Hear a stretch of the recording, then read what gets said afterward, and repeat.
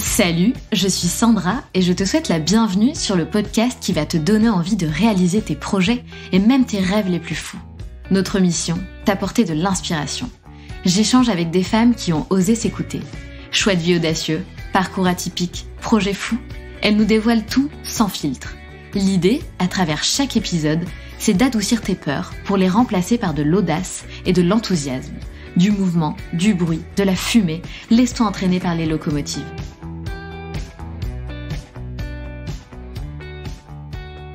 Hello, donc me voici pour la deuxième fois derrière mon propre micro. Sauf que cette fois-ci, c'est vraiment en mode monologue puisque personne ne m'interviewe. Donc c'est pas un exercice facile, mais c'est un choix.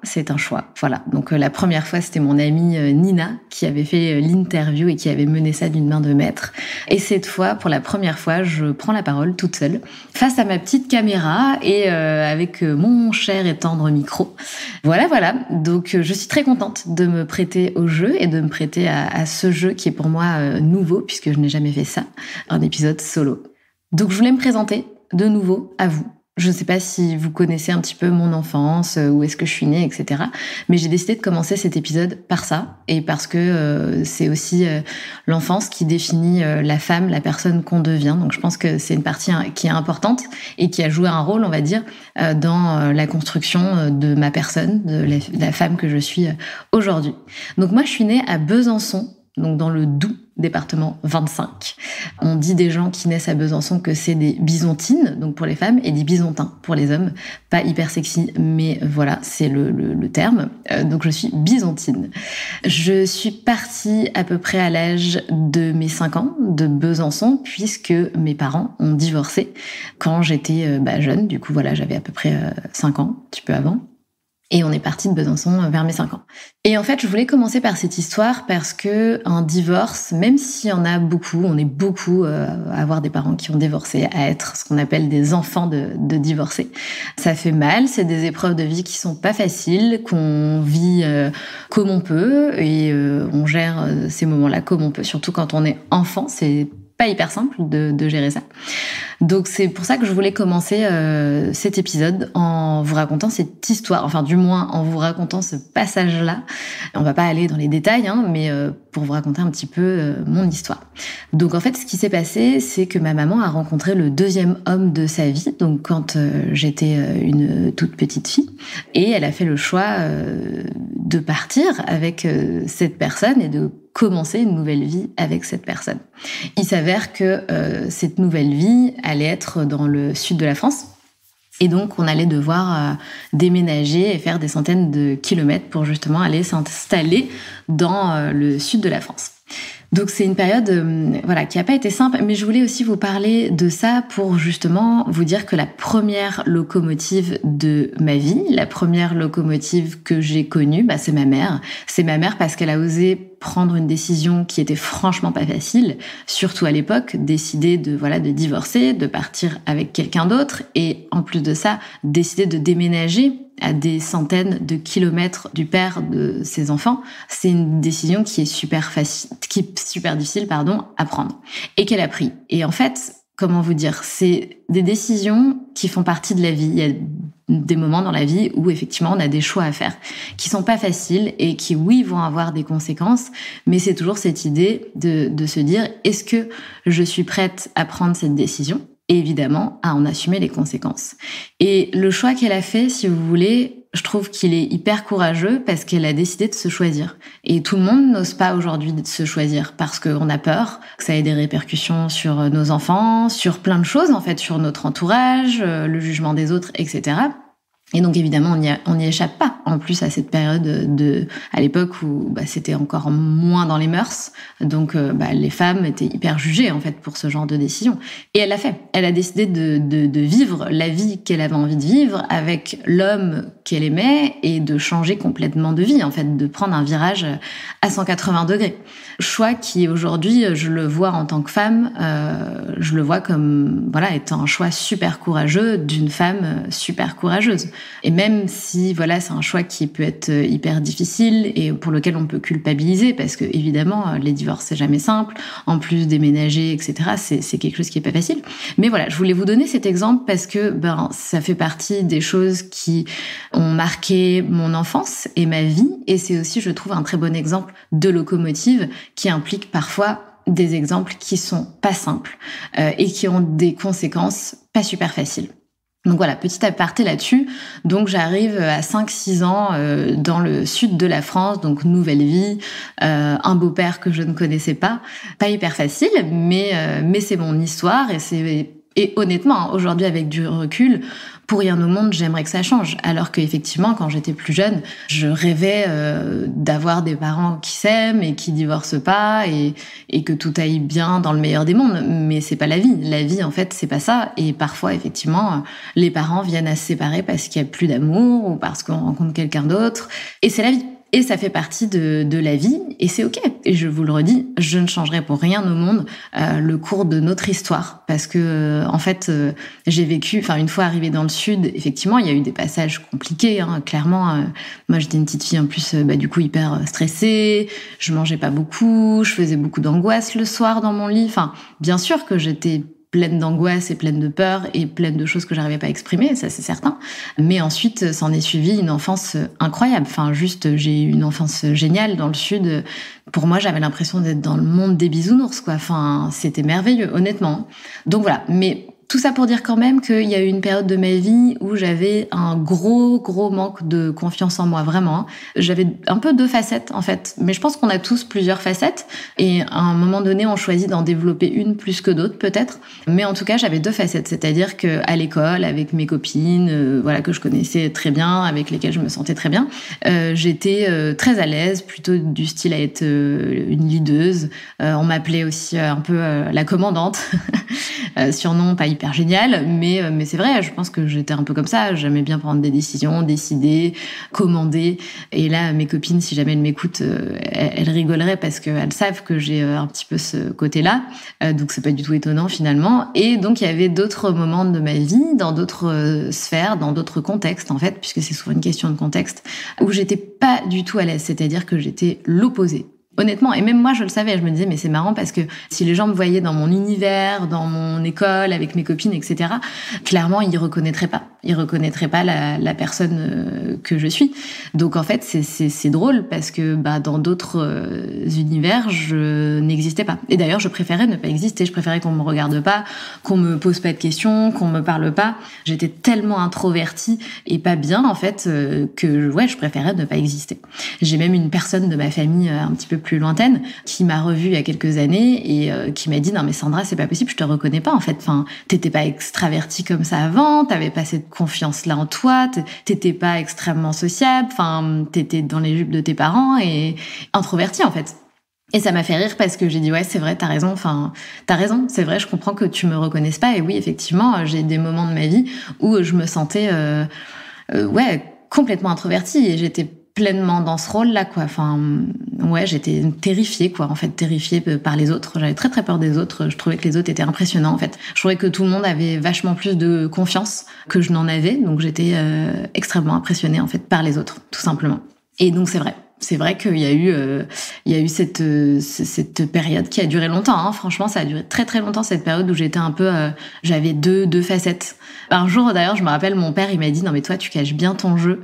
Et je pense qu'il a compris. Il m'a cerné. Bon, c'est mon père en même temps, mais du coup, il m'a bien cerné. Il a compris que j'avais 2 facettes et que une ne s'exprimait pas pleinement, en fait. Et par contre, chose que j'ai compris plus tard, c'est que cette part de moi, donc le côté plus extraverti, plus sociable, plus épanouie, avait vraiment besoin de s'exprimer davantage, mais je n'arrivais pas encore à m'exprimer pour plein de choses parce que voilà, le divorce m'avait énormément chamboulé, ce gros changement de partir à l'autre bout de la France dans un environnement que je connais pas, avec un beau-père que je connais pas, un papa qui finalement est loin, donc plus une vie de famille, même si j'ai franchement 0 souvenir de mes parents ensemble, je pense que j'ai fait une espèce de blackout. Hein. J'ai un peu supprimé une partie de mon enfance, je pense, parce que sûrement qu'il y a eu des choses qui font mal et qu'on oublie, en fait, qu'on choisit d'oublier inconsciemment. Donc, j'ai aucun souvenir de mes parents ensemble. Et ça, c'est vrai que c'est un grand regret que j'ai. J'aurais adoré avoir des souvenirs, je sais pas, de vacances en famille. Voilà. Et donc, je raconte ça aussi, donc, comme je vous l'ai dit, parce que je trouve que c'est un bon exemple d'être la locomotive de sa vie. Et parce que je sais que beaucoup de femmes ont des choix difficiles à faire dans leur vie et elles culpabilisent parce que, elles sont mamans, parce que ça implique beaucoup de choses. Donc, je voulais vous dire, voilà, déjà, une première chose, ne culpabilisez pas de vous choisir. La seule chose que je peux vous recommander, c'est de faire les choses au mieux, de communiquer un maximum sur la situation et les choix que vous allez faire et pourquoi vous allez les faire, et de pas être dans le secret défense et dans le non-dit, mais plutôt dans l'ultra-communication pour faire en sorte que la situation et ce changement de vie, cette décision se passe au mieux. Voilà pour cette petite partie de mon enfance qui a été vraiment un moment très important. Et d'ailleurs, ensuite, j'ai associé tous les changements de ma vie à quelque chose qui me terrifiait. Donc, le changement représentait quelque chose pour moi de terrifiant, puisque je l'avais associé au divorce, etc. On m'a appelée pendant très longtemps, et ça, je vous l'ai déjà dit, on m'a appelée peur de tout. Et ça, c'est pareil, c'est un rôle dans lequel je me suis vachement confortée. J'étais devenue peur de tout, en fait. J'avais peur de tout. C'était devenu ma réalité. Donc, une réalité pour les autres, mais aussi une réalité pour moi. Et j'en avais fait une réalité. C'est souvent, vous savez, on se conforte un petit peu dans un truc, alors que c'est pas forcément qui on est, mais comme on l'a entendu, à plusieurs reprises, qu'on nous a dit tu es comme ci, tu es comme ça, on finit par le croire et ça finit par devenir la réalité, en fait, alors que c'est pas la réalité. Alors que, au fond, non, j'avais pas peur de tout.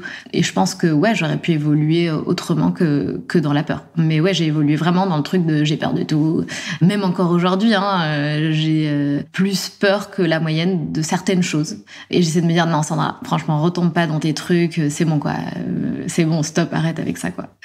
Et donc, il y a eu une grande période de ma vie où, j'avais un petit peu toujours cette boule au ventre. Je me rappelle même un jour demander à une copine, non mais toi aussi, t'as mal au ventre tous les jours? Et elle m'explique que pas du tout, elle a pas mal au ventre tous les jours et que ce n'est a priori pas normal d'avoir mal au ventre tous les jours. Et donc, ça, c'est le jour où j'ai pris conscience que j'avais effectivement des angoisses en moi et que j'avais des choses enfouies en moi et que ce n'était pas normal de se sentir mal tous les jours, d'avoir ce petit mal au ventre qui était logé en moi, en fait. C'était pas normal, en fait. On devrait se sentir bien et ne ressentir rien dans son ventre. En tout cas, rien qui nous fait souffrir, entre guillemets. Et donc, il y a eu cette période où vraiment, ça a été, pendant toute la période de l'adolescence, je dirais, où j'avais l'impression de pas avoir de personnalité. C'est un peu dur à dire comme ça me fait rire à chaque fois que je dis ça. Mais c'était vraiment ça, j'avais l'impression de pas avoir de personnalité et pas avoir de personnalité, c'est un petit peu fort quand même, mais je trouvais que, en tout cas, j'étais pas celle que je voulais être. Ça, c'est certain. J'étais pas celle que je voulais être. Et d'ailleurs, je savais pas ce que je voulais faire plus tard, mais je savais quel type de femme je voulais être. Je voulais avoir confiance en moi. Je voulais me sentir forte. Je voulais avoir une forte personnalité. Je voulais moi aussi avoir mes propres opinions, dire ce que je pense et vraiment avoir des opinions parce que à l'époque, vraiment, je me rappelle, j'avais pas d'opinion. Alors peut-être que la plupart des jeunes, j'en sais rien, hein. Peut-être que quand on est jeune, on n'a pas d'opinion et qu'on suit un petit peu ce qu'on entend. Mais moi, c'était vraiment ça. Et je me disais, mais c'est marrant que j'ai pas d'opinion. Parce que j'en avais vraiment pas. Et je savais vraiment pas ce que je pensais à propos de tel ou tel sujet. Donc ça, c'est un truc qui m'a vachement perturbée. Je voulais avoir des opinions et avoir cette personnalité assez impactante, en fait. Et donc, j'avais cette espèce d'admiration pour les jeunes femmes. Il y en avait plein que je trouvais tellement plus confiantes que moi, tellement plus à l'aise, qui avaient l'air si fortes, si à l'aise dans leur corps aussi. Et j'ai toujours trouvé que les femmes étaient tellement inspirante. Je pense que ça a toujours été quelque chose qui faisait partie de moi. Et d'ailleurs, c'est pour ça que ça a un lien un petit peu, je pense, avec le rêve que j'avais. Je voulais être coiffeuse. Donc, c'est aussi un univers de femmes.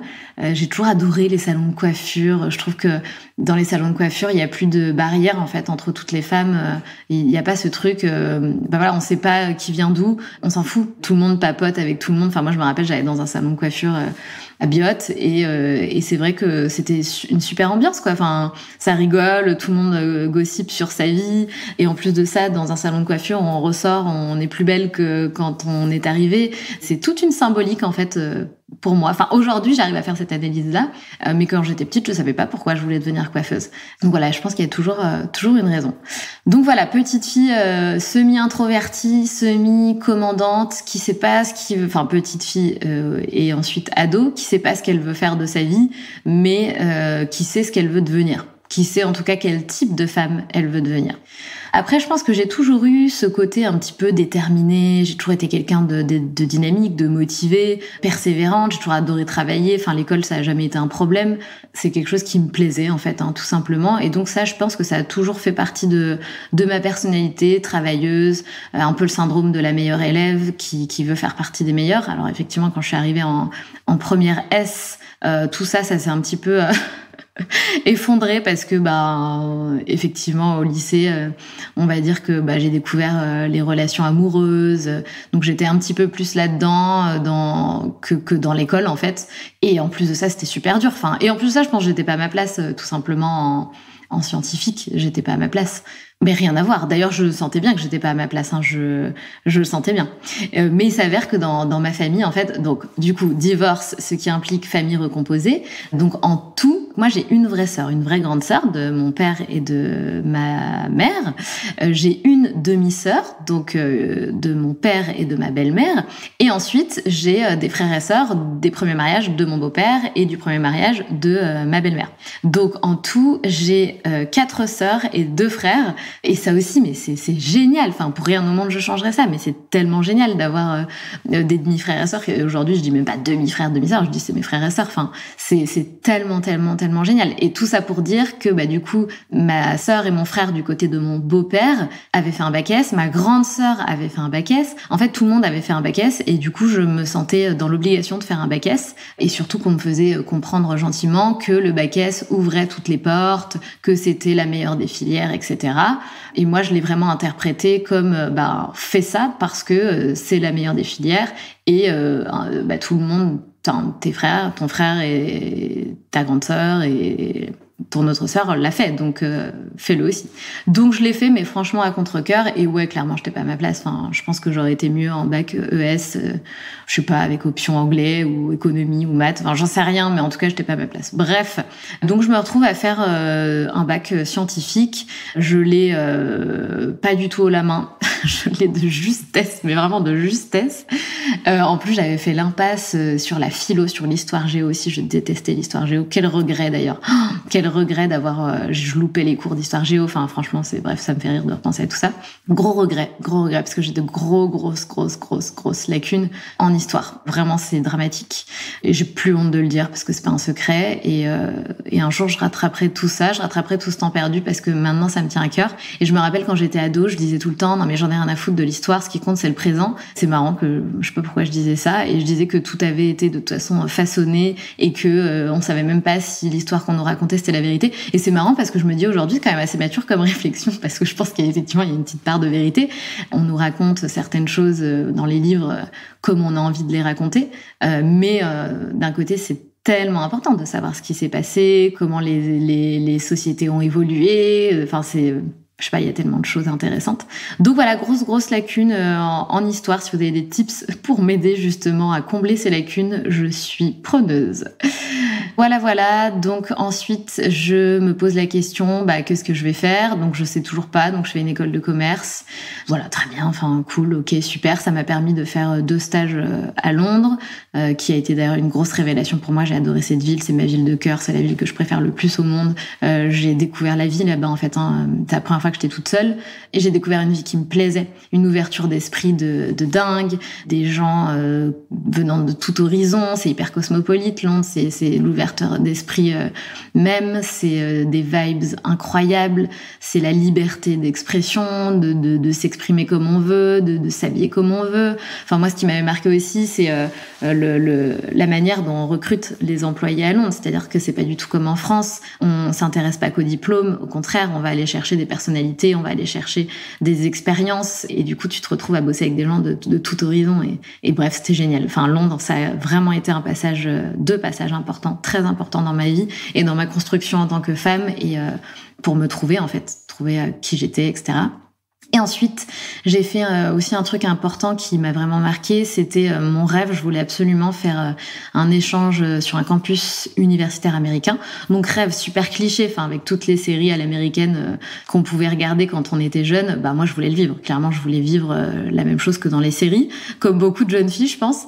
Donc ce rêve, j'ai pu le réaliser grâce à l'école de commerce qui avait un partenariat avec une école en Caroline du Nord. Du coup, je suis partie en Caroline du Nord pendant un semestre. Et pareil, expérience de dingue. Franchement, expérience de dingue. Et ça, je vous parle de ça, c'était il y a 10 ans. Enfin, la vie passe tellement vite. Bref, c'était génial. C'était une des meilleures expériences de ma vie. C'était incroyable. Surtout qu'après, on avait fait toute la côte ouest. Ma sœur m'avait rejoint. On avait fait la côte ouest, donc avec tous les amis que je m'étais fait là-bas, et ma sœur qui m'avait rejoint. Exceptionnel. Ça, c'était un de mes rêves aussi. Je voulais absolument faire la côte ouest. Enfin bref, c'était exceptionnel. Franchement, rien à dire, c'était exceptionnel. Petite parenthèse, je tiens à dire que oui, bien sûr, donc j'ai eu des parents qui ont pu m'offrir une école de commerce, qui ont pu m'offrir un échange universitaire aux États-Unis. Et ça, je reconnais absolument toute la chance que j'ai pu avoir par rapport à ça. Par contre, on m'a toujours inculqué les valeurs du travail. Et c'est important, je tiens à le dire aussi, parce que dès que j'ai eu l'âge de bosser, donc 18 ans, j'ai bossé tous les étés pendant 5 ans. Donc je bossais sur des plages privées ici où j'habite, du coup où j'habitais dans le sud de la France. J'ai bossé 5 ans sur une plage à Juan-les-Pins et du coup donc tu bosses énormément, clairement. Tu bosses 11 jours par jour, 6 jours par semaine, donc t'as un seul jour de congé. Et par contre, tu te fais beaucoup d'argent pour des emplois comme ça, des emplois d'été. Et donc, j'y tenais à travailler et de toute façon, pour ma mère, c'était obligatoire de travailler. Enfin, on va pas se la couler douce au bord de la piscine pendant que papa et maman s'occupent de tout. Non, c'était pas du tout l'éducation que j'ai reçue. Et du coup, j'ai bossé, j'ai mis de l'argent un peu de côté, j'ai essayé de prouver que je pouvais moi aussi subvenir un tout petit peu à mes besoins et pour réaliser mes rêves, on va dire. Et je pense que c'est important, ouais. Je pense que c'est important et c'est quelque chose que j'inculquerai à mes enfants. C'est dès que t'es en âge de bosser, va bosser en fait. Et je pense que c'est important. Voilà. Donc je voulais juste faire un petit aparté là-dessus. Donc 23 ans, je me retrouve à Paris. Je m'étais dit ok, qu'est-ce que je veux faire ? Moi j'ai envie de faire un job qui me permet de voyager et de voir plein de pays. Donc je me retrouve dans l'hôtellerie de luxe à être du coup à faire partie du département commercial externe. Donc en gros, c'est les personnes qui s'occupent de voyager. Donc en général, tu es assigné à une zone géographique. Donc tu es spécialiste d'une zone géographique. Moi, je me suis retrouvée sur la zone Europe et Asie. Donc je voyageais tous les mois, soit en Europe, soit en Asie. Et ça a duré pendant 1 an et demi. Donc ça veut dire quoi ? Ça veut dire qu'à 25 ans, je voyageais partout dans le monde. Enfin, je faisais vraiment ce que j'avais envie de faire. Et j'étais vraiment là où j'avais envie d'être. Donc génial, encore une fois. Ensuite, j'en ai eu un petit peu marre, j'ai eu envie d'autre chose, j'ai eu envie de plus et j'ai eu l'opportunité de prendre la direction d'un petit hôtel à Paris. Donc je me suis dit allez, vas-y, pourquoi pas, je teste. Gros challenge qui me faisait clairement flipper. Et surtout, c'était aussi l'idée de se dire mais qu'est-ce qu'on fait après une fois que t'as dirigé un hôtel à 27 ans, un petit hôtel, qu'est-ce que tu fais ? Enfin, est-ce que j'ai envie de diriger des hôtels toute ma vie ? Je sais pas. Donc j'avais vachement ce truc de ok, mais qu'est-ce que ça va m'amener à quoi en fait de faire ça ? Et vous voyez, c'est marrant parce qu'avec du recul, je me dis mais en fait, ce sont des questions qui sont inutiles parce que déjà on sait pas ce qui va se passer et en plus la vie est pleine de surprises, donc il peut se passer plein de choses après. La preuve en est d'ailleurs. Et du coup, donc je prends à 27 ans la première direction de cet hôtel qui s'appelait la Villa d'Aubenton, et ça a été été une de mes plus belles expériences professionnelles. J'ai adoré. Enfin, c'était magique. J'ai embauché tous les membres de mon équipe. C'est la première fois que je manageais une équipe. Et c'était aussi manager des gens dans l'opérationnel. Et il fallait qu'on travaille tous en symbiose pour atteindre les objectifs, c'est-à-dire qui était de relever ce petit hôtel qui fonctionnait plus trop. Donc il y avait un vrai challenge en plus. Enfin, c'était super intéressant. Mais j'ai adoré. Et en plus, pour la première fois de ma vie, j'étais, c'est-à-dire dans un périmètre qui était pas défini, puisque du coup, t'es comme un chef d'entreprise, sauf que c'est pas ta boîte. Donc c'est un peu ce truc-là. Et là, j'ai compris que potentiellement, j'avais cette âme d'entrepreneuse et je ne le savais pas du tout. Donc je me suis éclatée. Ensuite, j'ai été sur un autre hôtel du groupe un petit peu plus haut de gamme. Ensuite, je suis tombée enceinte. Et ensuite, j'ai eu un poste au siège quand je suis revenue après mon congé maternité. Et donc, à 29 ans, j'accouche de Léo. À 30 ans, je reviens de mon congé mat. Et je fais ce fameux burn-out sur lequel je vais pas revenir parce que je vous l'ai déjà raconté. Donc je vais pas revenir dessus. Si vous voulez en savoir un petit peu plus, j'en parle dans mes vidéos sur Instagram. J'en ai parlé dans l'épisode 60 aussi du podcast, le premier épisode dans lequel je passe derrière le micro. Donc voilà, c'est un sujet maintenant qui n'est plus du tout tabou. J'ai eu du mal à en parler au début. Aujourd'hui, j'en parle vraiment, vraiment librement. Ça a été un burn-out sévère que j'ai fait avec des symptômes très forts. Donc j'avais du mal à en parler au début, parce qu'on a l'impression qu'on va revivre ce qu'on a vécu. Mais aujourd'hui, j'en parle librement. Bref, je fais ce burn-out et j'avais déjà commencé à me poser des questions sur...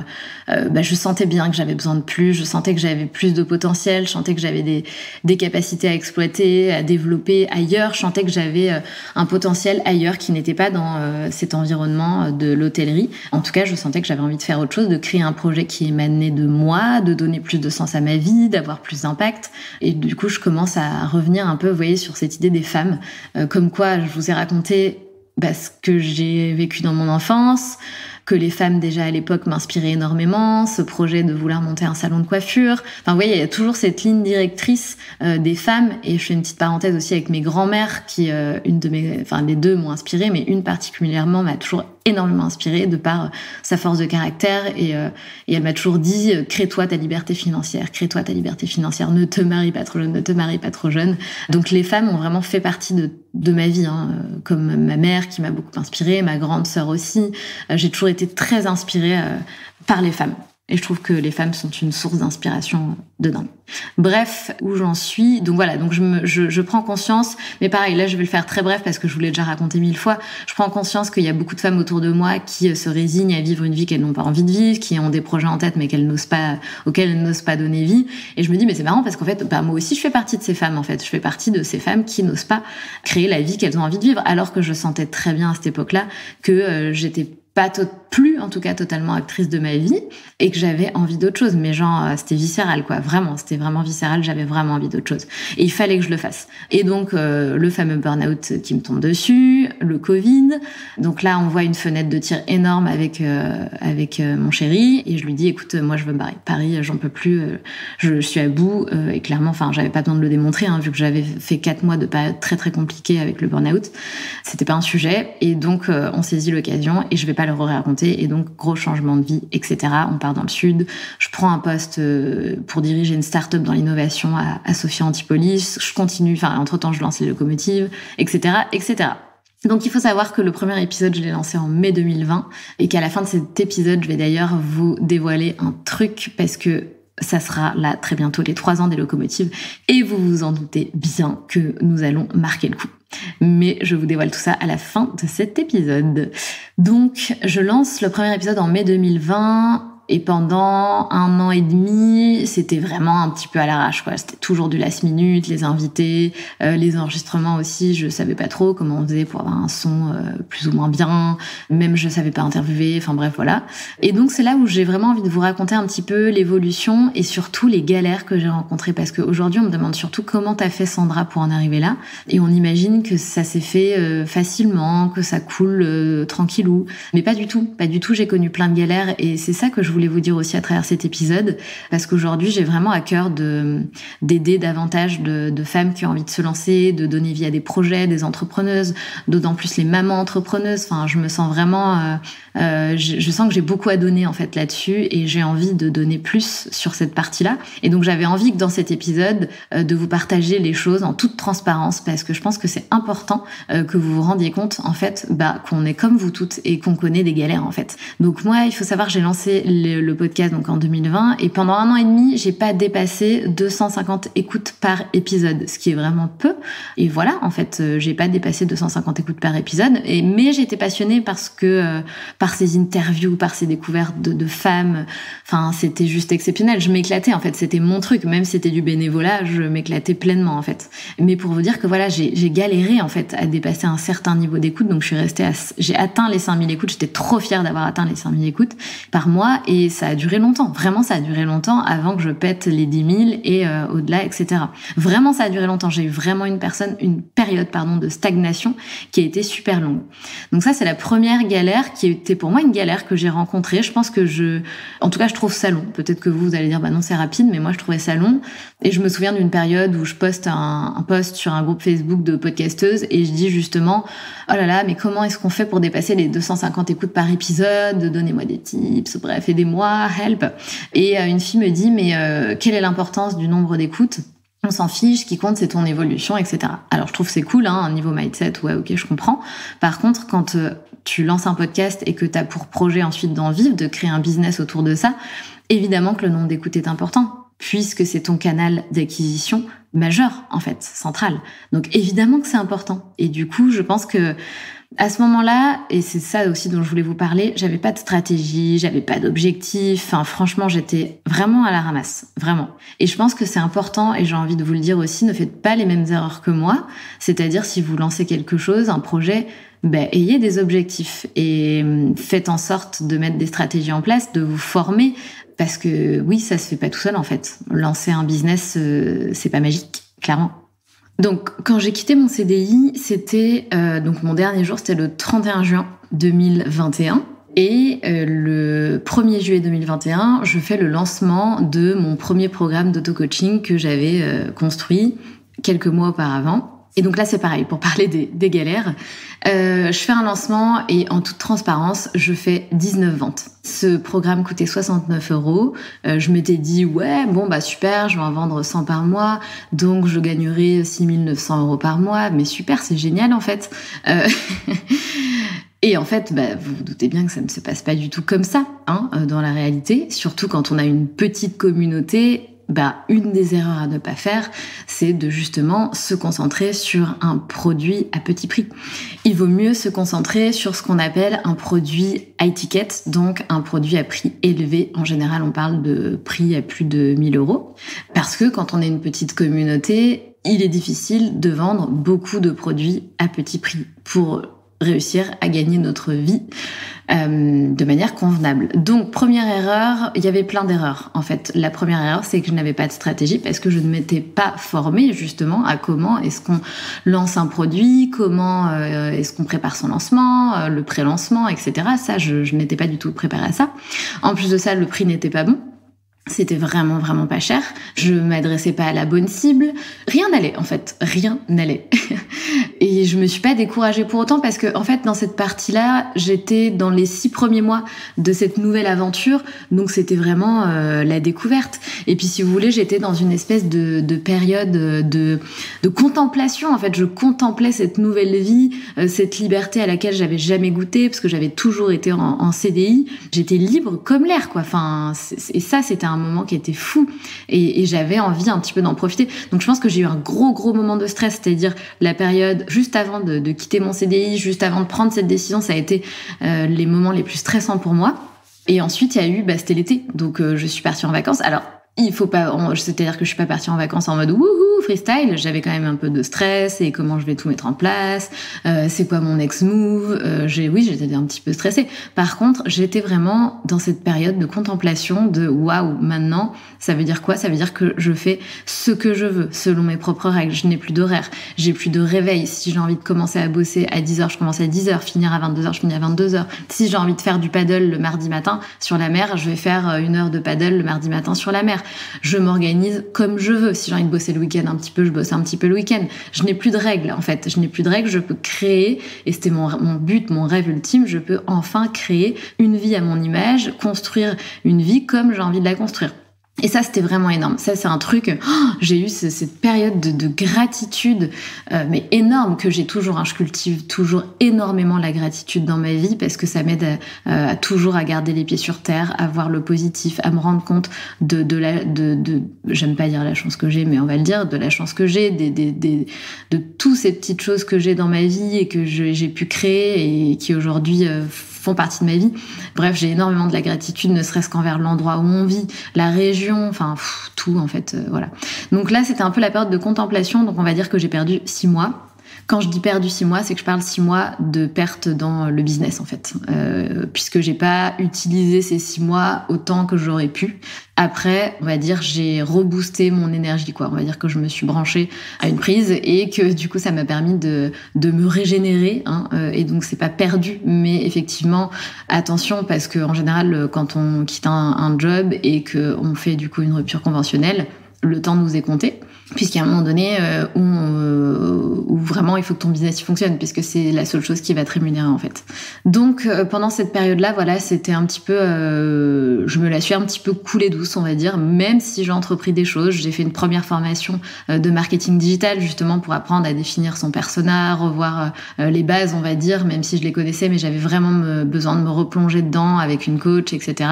Et c'est là, si vous voulez, que j'ai compris à quel point investir sur soi et dans son business, c'était mes clés. C'est hyper important.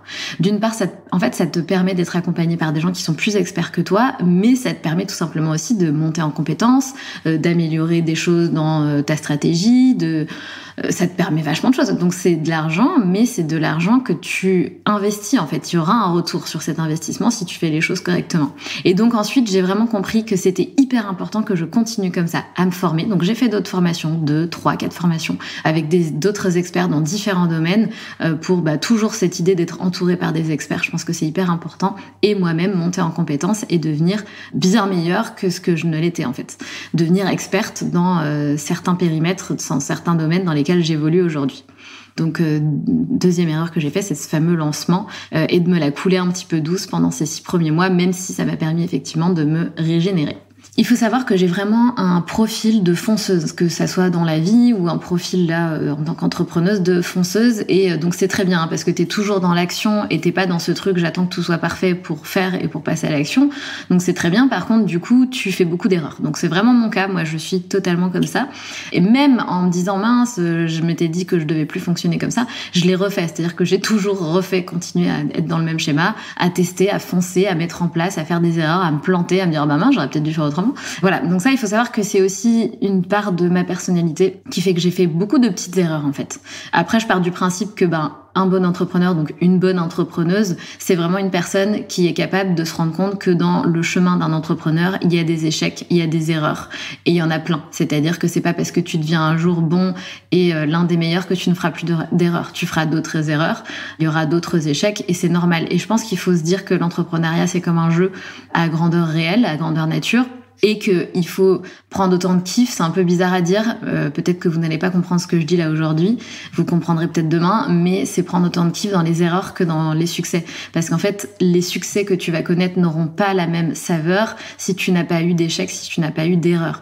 Il faut que tu comprennes que ça fait partie du game en fait, et si t'es pas prête à ça, si t'es pas prête à avoir des échecs, à connaître des erreurs, etc., c'est difficile d'avoir le bon état d'esprit d'entrepreneur. Et je pense que j'ai tout de suite compris appris ce truc que, ok, l'entrepreneuriat c'est un jeu, et j'avais déjà de toute façon un peu cette vision de la vie dans le travail où ça a toujours été un jeu pour moi, d'accéder à autre chose, de monter les échelons, de te fixer un objectif et de l'atteindre. J'ai toujours vu ça comme un jeu. C'est pour ça que dans le travail, je me suis toujours éclatée, dans toutes mes expériences professionnelles d'ailleurs, parce que pour moi, ça a toujours été un jeu. Mais voilà, bref. Du coup, des erreurs, j'en ai connu plein. Une autre erreur que j'ai faite, c'est quand j'ai lancé la première session de la Locomotive Academy. Donc ça s'appelait pas la Locomotive Academy à l'époque. D'ailleurs, ça ne s'appelait pas. Donc ça, c'était une autre erreur. Ça ne s'appelait pas. Il n'y avait pas vraiment de nom.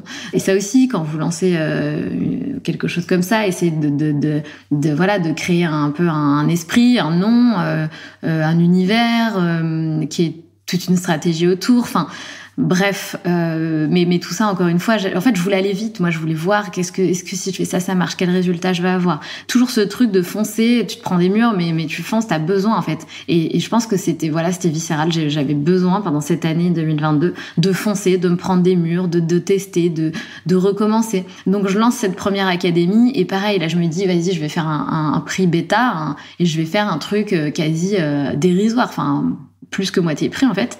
Et ça c'est pareil, donc c'est super, mais ça va pas faire en sorte que t'as plus de personnes. Et ça je le savais pas, je m'étais dit je vais faire un tout petit prix, comme ça potentiellement j'aurai plus de monde, ou ce sera plus simple.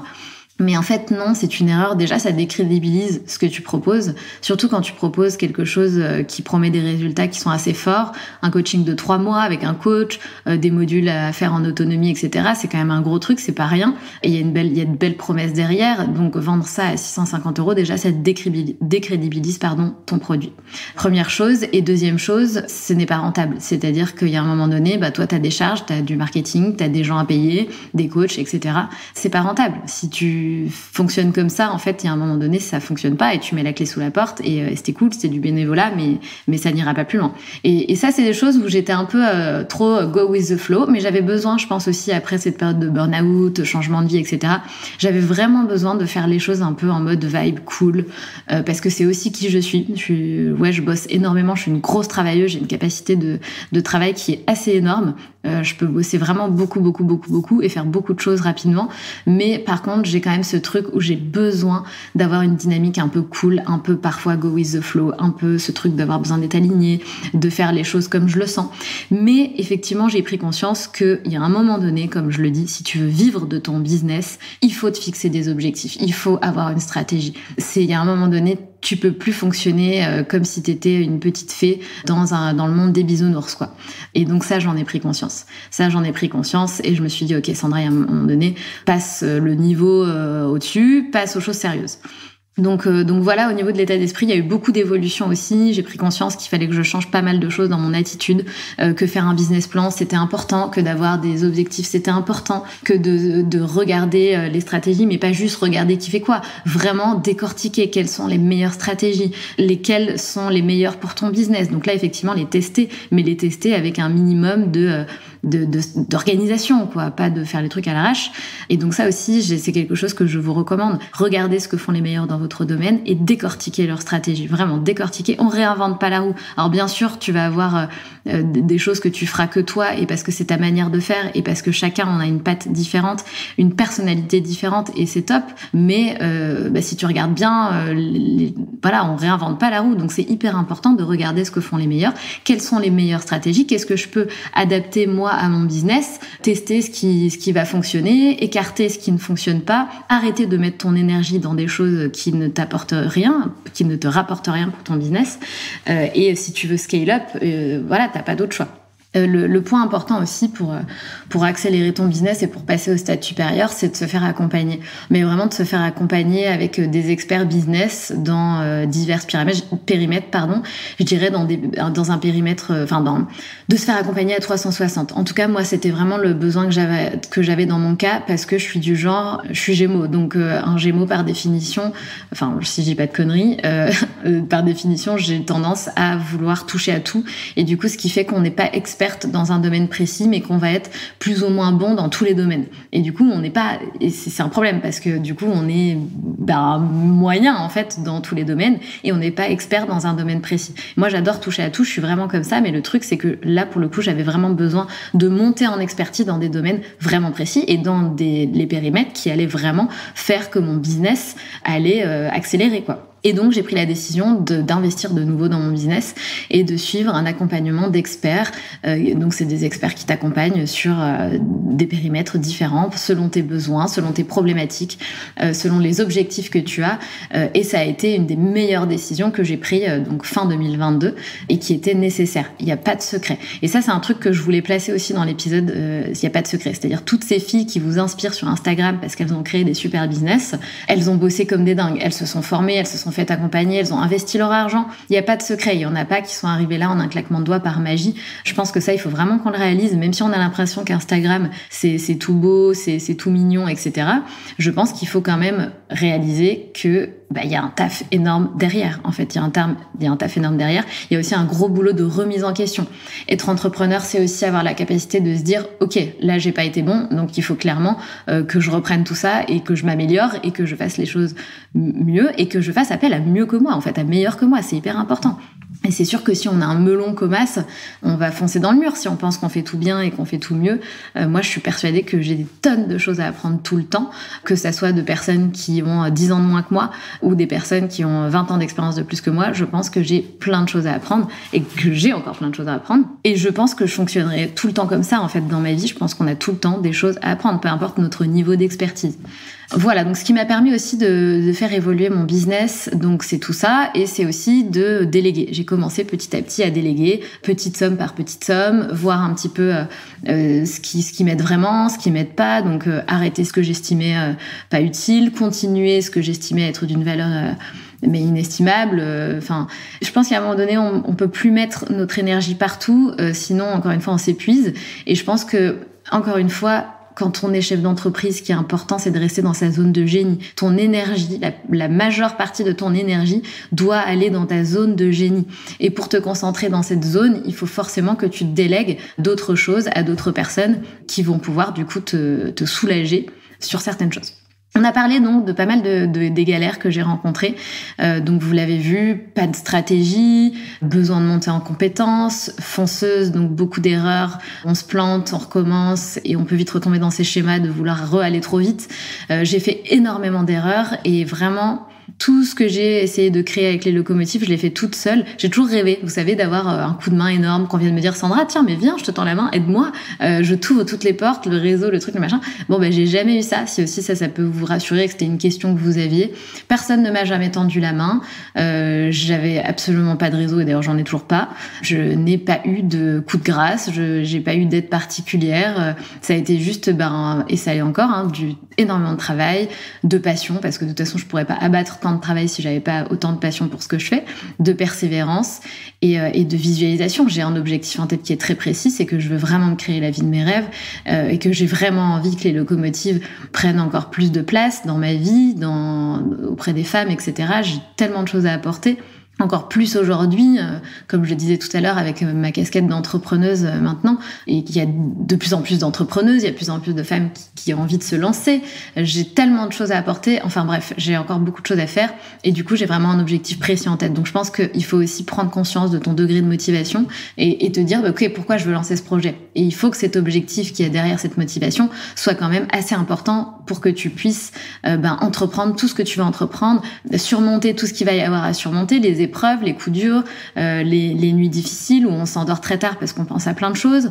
Là-dessus, il se passe plein de choses. Mais tout ça, faut pas le voir comme du négatif, ça fait vraiment partie de l'expérience, ça fait vraiment partie de l'aventure d'un entrepreneur. On a parlé, comme je disais, des échecs. Maintenant, je voudrais vous parler un petit peu des succès que j'ai pu rencontrer. Parce que c'est quand même sympa de parler aussi des succès.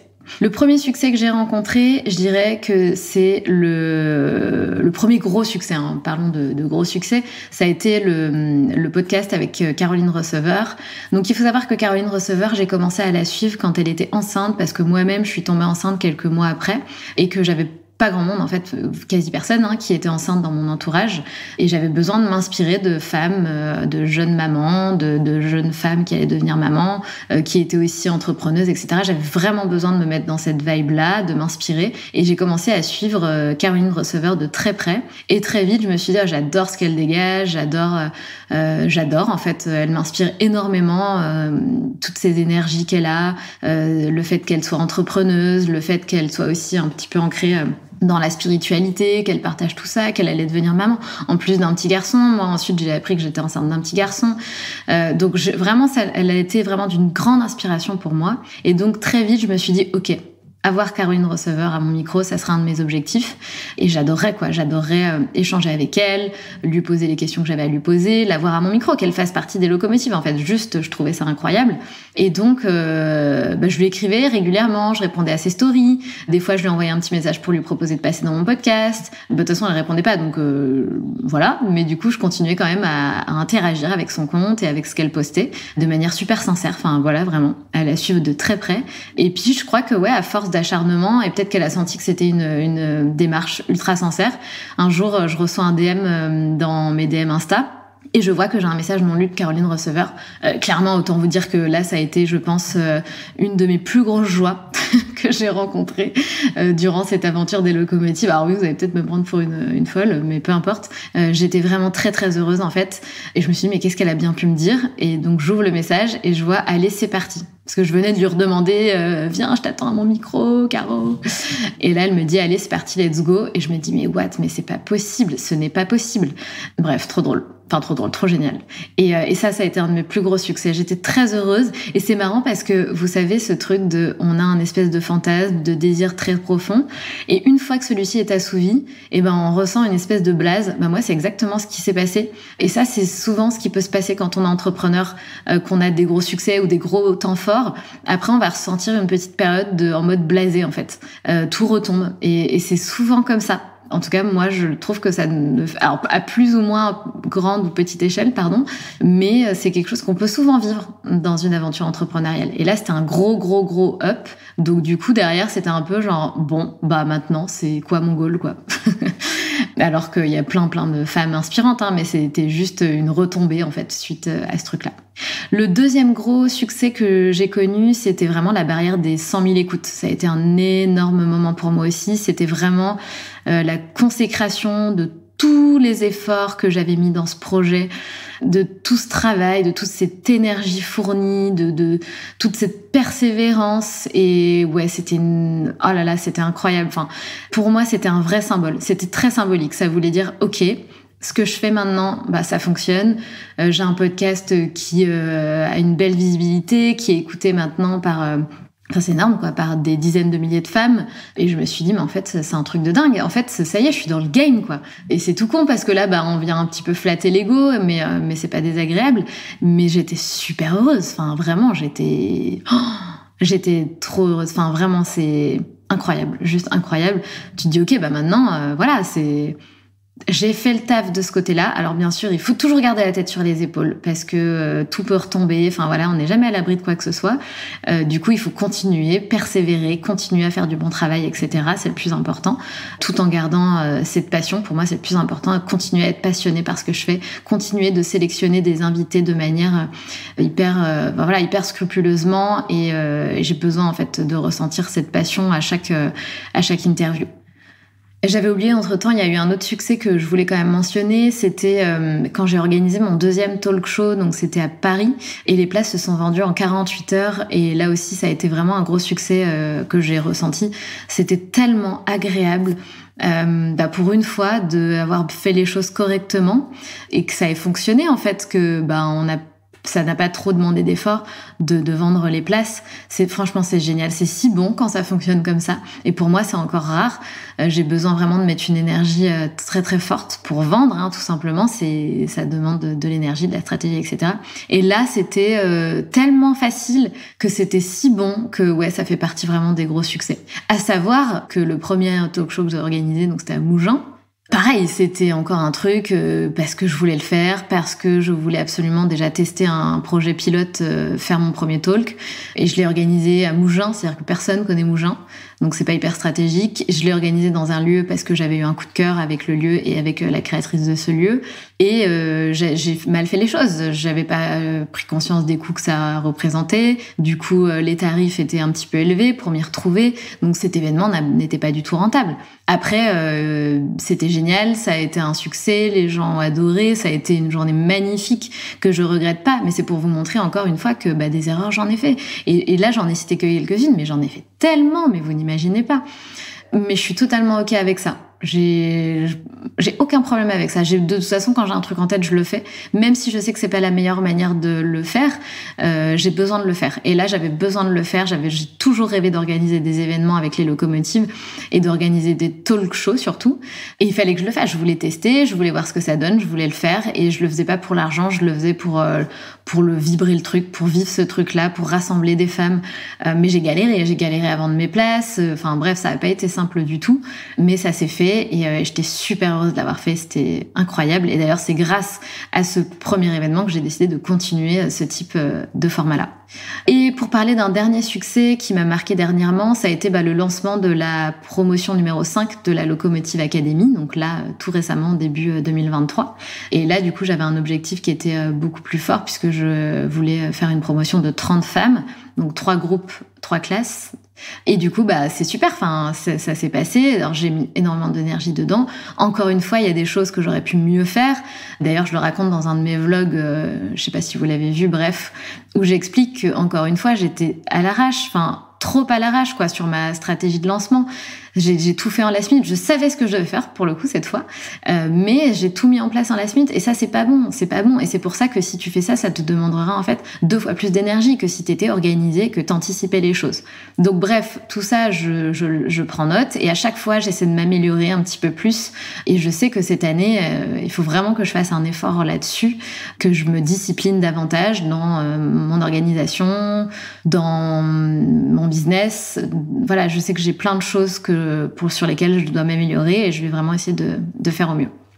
Voilà, donc je vous ai parlé de pas mal de choses. Ça a été et c'est une expérience de vie formidable. Enfin, si vous avez peur de vous lancer, moi je peux que vous dire que vous verrez, ce sera extraordinaire. Et encore une fois, malgré les erreurs que vous allez faire et les échecs que vous allez connaître, c'est pas grave, quoi. Ça fait partie du truc et vibrez à fond tout ce que vous allez vivre. Et vous allez voir que jamais vous ne vous sentirez aussi vivante que pendant une aventure entrepreneuriale. Enfin, moi en tout cas, c'est ce que je ressens. Et c'est exceptionnel. Enfin, vraiment, c'est une aventure de malade, vraiment. On me demande aussi beaucoup, et je voulais faire un petit aparté aussi là-dessus, comment tu fais, Sandra, pour gérer ton business et ta vie de maman? Donc déjà, je voulais dire, et c'est important de le dire, que j'ai un homme qui est extraordinaire. Et il écoutera jamais cet épisode, mais je lui dirai que j'ai dit qu'il était extraordinaire, comme ça il sera content.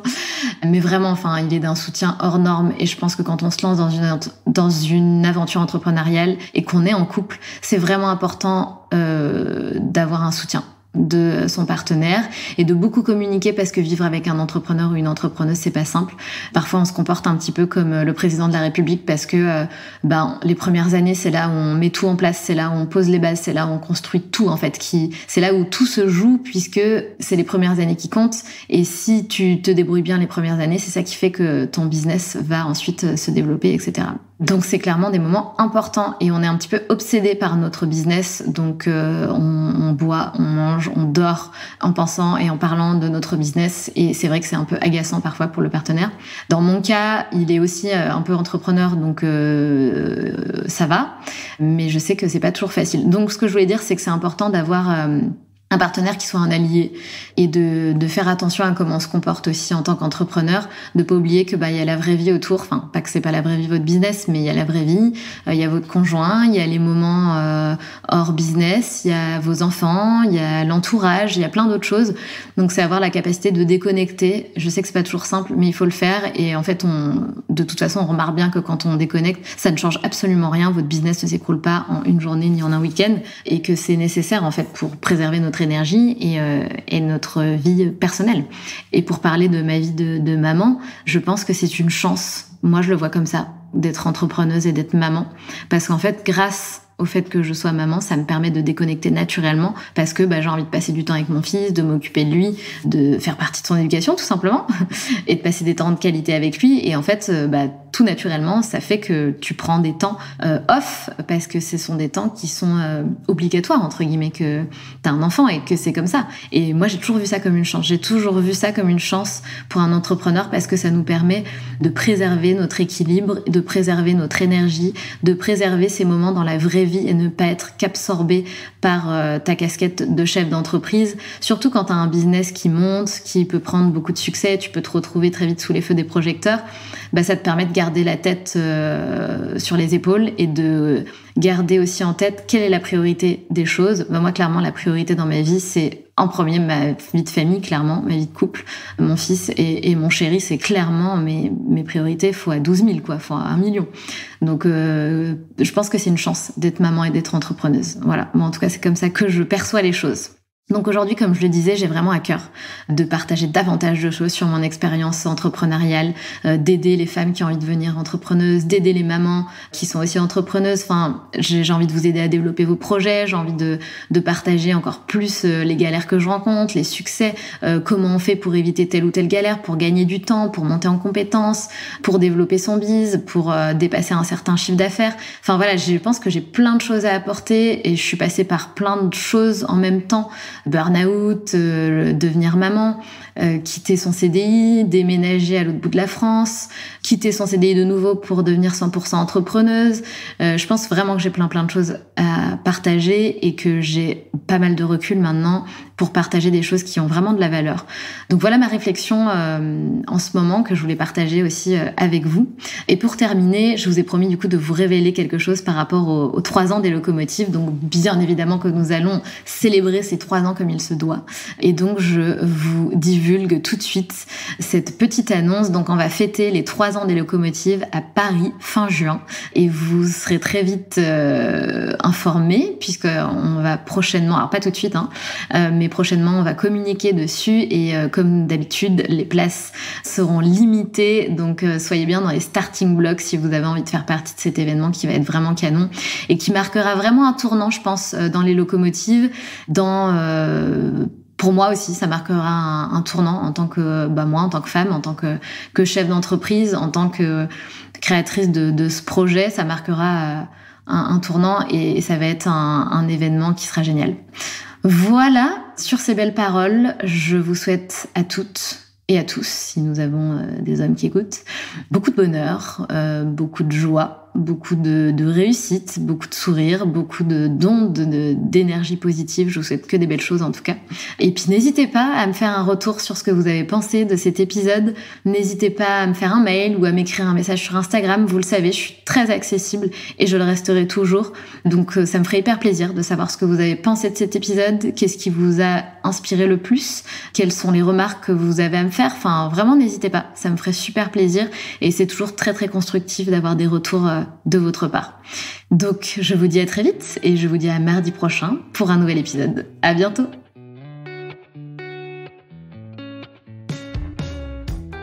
C'est la fin de cet épisode et j'espère qu'il t'a plu. Si tu as envie de laisser 5 étoiles sur Apple Podcast ou Spotify, surtout n'hésite pas. Merci pour ta fidélité et on se retrouve mardi prochain pour un nouvel épisode. Pense à rejoindre la communauté Les Locomotives sur Instagram pour toujours plus d'inspiration, de motivation et de good vibes.